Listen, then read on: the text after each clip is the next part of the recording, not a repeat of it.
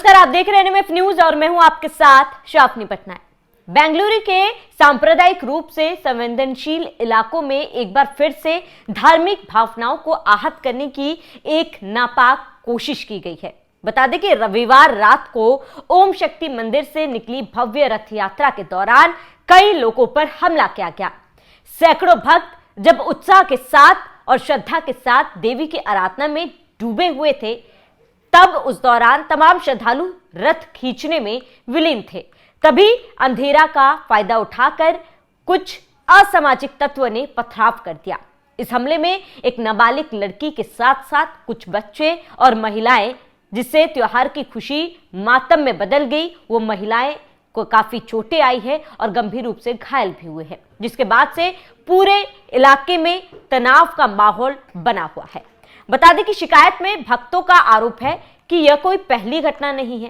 पहले भी ऐसे कई हिंदू धार्मिक आयोजनों को निशाना बनाया जाता रहा है। जैसे ही पंडालों में आग लगाने की कोशिश की जाती या फिर जुलूसों में बाधा डालना, ये भी एक कोशिश की जाती रही है। और इससे पहले कई बार इस तरीके की घटनाओं को लेकर शिकायत भी दर्ज कराई गई है, लेकिन इन मामलों में कमी नहीं आई है। और हाल फिलहाल में ये मामला कर्नाटक में बेंगलुरु में देखा गया है।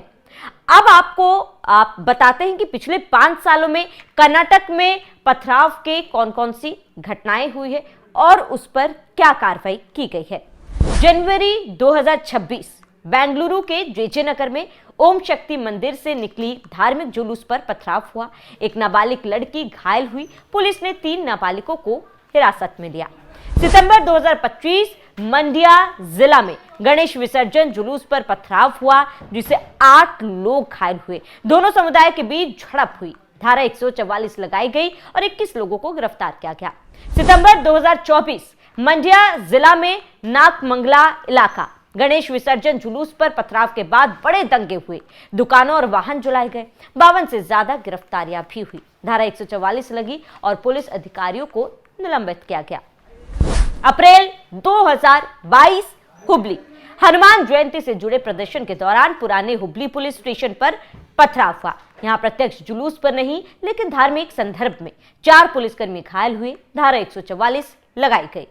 अप्रैल 2022 कोलार जिला मूलबगल इलाका श्री राम शोभा यात्रा पर पथराव हुआ। वाहनों को नुकसान पहुंचा और एक मोटरसाइकिल जलाई गई है। ये अमूमन वो मामले हैं जो संज्ञान में आए थे और अब बड़े तादाद पर दंगा होने की आशंका भी इन मामलों में जताई गई थी, जिस पर कार्रवाई की गई है। इसके अलावा छोटी मोटी घटनाएं होती आ रही है। अब इस पूरे मामले पर लोगों की शिकायत है कि कई बार इसको लेकर रिपोर्ट दर्ज कराई गई, एफआईआर भी दर्ज कराया गया, लेकिन ऐसे अराजक तत्वों में किसी भी तरीके का कोई भी डर देखा नहीं गया है।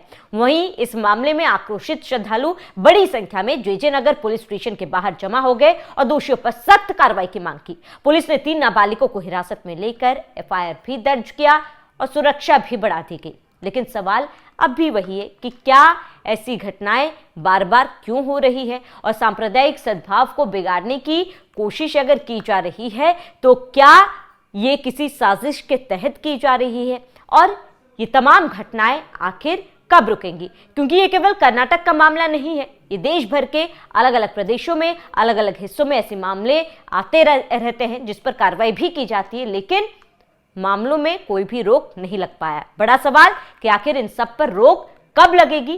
कार्रवाई तो होती है, लेकिन शायद लोगों में कानून का डर उस लिहाज से नहीं देखा जाता जितना होना चाहिए। अब 2026 जनवरी में हुए पथराव में 3 नाबालिगों को हिरासत में लिया गया है। कुछ गिरफ्तारियां भी हुई है। 2025 सितंबर के दंगों में 21 से ज्यादा गिरफ्तारियां हुई। 2024 सितंबर के दंगों में 52 से ज्यादा गिरफ्तारियां हुई। अन्य घटनाओं में भी दर्जनों गिरफ्तारियां हुई, लेकिन रिजल्ट वही का वही रहा। अब इस मामले में राजनीति ना हो, ऐसा हो ही नहीं सकता। कर्नाटक में कांग्रेस की सरकार है, ऐसे में बीजेपी ने सरकार पर जमकर हमला बोला। जहां आपको बता दें कि इस पूरे मामले पर कर्नाटक के गृह मंत्री का बयान सामने आया। इस बयान में उन्होंने कहा कि पुलिस ने इस घटना के सिलसिले में 15 से 17 साल की उम्र के 4 से 5 लड़कों को पकड़ा और गिरफ्तार किया। ओम शक्ति पूजा के दौरान 15 से 17 साल की उम्र के करीब 4 से 5 लड़कों ने पत्थर फेंके। उन सभी को पकड़ लिया गया और गिरफ्तार कर लिया गया। क्योंकि वे नाबालिग है, इसलिए यह मामला जुवेनाइल जस्टिस एक्ट के तहत आता है। एक मामला दर्ज किया गया है और कानून के अनुसार आगे की कार्रवाई की जाएगी। पुलिस ने यह पता लगाने की विस्तृत जांच की है कि नाबालिगों को किसने उकसाया और यह घटना कैसे हुई। साथ ही गृह मंत्री ने बीजेपी पर राजनीतिक कारणों से भ्रम पैदा करने की कोशिश करने का भी आरोप लगाया और कहा कि पार्टी को झूठे बयान देने की आदत है। अब अधिक जानकारी के लिए आपको यह बता दें कि पिछले 23 सालों से ओम शक्ति और अयप्पा स्वामी की पूजा में भाग ले रहे हैं और परंपरा के तहत ओम शक्ति की माला पहनकर सिर पर डुरुमुडी रखकर शोभा यात्रा में शामिल होते हैं यहाँ पर लोग। अब आपको बता दें कि इरुमुडी कपड़े में बंधी 2 पोटलियों का बंडल होता है, जिसमें से एक में पूजा सामग्री, नारियल, चावल, दीपक आदि होते हैं, जबकि दूसरे में श्रद्धालु की व्यक्तिगत जरूरत की चीजें होती है। अब इरुमुडी लेकर यात्रा करना अयप्पा का व्रत का अहम हिस्सा माना जाता है। शिकायत में यह भी आरोप लगाया गया कि 3 से 4 युवकों ने शोभा यात्रा पर पथराव किया, जिसके कारण एक महिला श्रद्धालु के सिर में गंभीर चोटें आई और वो लहूलुहान हो गई। महिला को स्थानीय अस्पताल में भर्ती कराया गया। फिलहाल जो भी कार्रवाई की जा रही है उस पर लगातार सरकार की नजर है।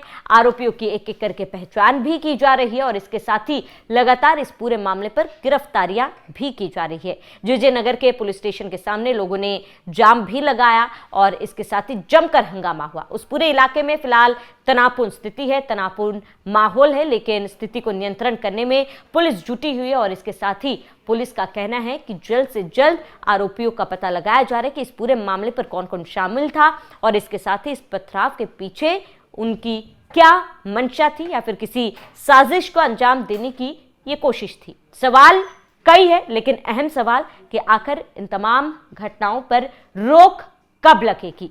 फिलहाल आप सभी का इस पूरे मामले पर क्या कहना है हमें कमेंट कर जरूर बताएं। साथ ही बने रहिए एनएमएफ न्यूज के साथ।